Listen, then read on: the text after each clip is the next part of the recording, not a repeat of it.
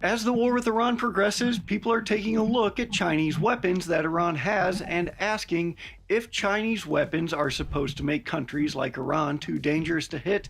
How have the United States and Israel been able to keep up a sustained air campaign while only losing a few aircraft? Now, before you start declaring that Chinese weapons are junk, we have to back up quite a bit because this is not a simple answer. It's important to remember that Iran is a sanctioned state and right now they are using a mixed arsenal, whereas China, fighting with its own logistics, money, and industrial base, may be able to use their weapons a little more effectively. But this war is still giving us a very useful battlefield test because even after years of buying and building missiles, radars, drones, and air defenses, Iran has struggled to keep enemy aircraft out of its airspace. At the same time, these systems are still dangerous. Iran has shot down an F-15 and an A-10, and they obviously have enough anti-ship missile capability to keep the Strait of Hormuz in crisis. And the US still has not forced Tehran to negotiate on Washington's terms,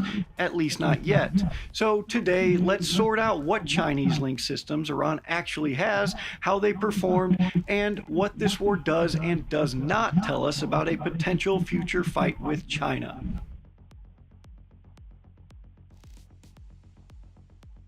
A lot of Iran's so-called Chinese weapons are not brand new systems shipped over in factory wrap. In many cases, they are Iranian-built missiles, drones, or subsystems that trace back to older Chinese designs or depend on Chinese components. That may sound like a technicality, but we do have to consider this because this is really a story about Chinese influence on Iran's arsenal, not just a bunch of weapons with Mandarin instruction manuals. When we're judging them, we have to ask ourselves some simple questions like, did they help Iran deny airspace? Did they help protect key military sites? Or did they make the Gulf so dangerous that the United States had to back off? That is the real test, so now let's talk a bit about what Chinese linked systems Iran has. The most important ones are probably not even the air defenses that people seem to fixate on first. I would argue that they are Iran's anti-ship missiles. They have missiles like the Noor, which is basically an Iranian-produced version of the Chinese C-802.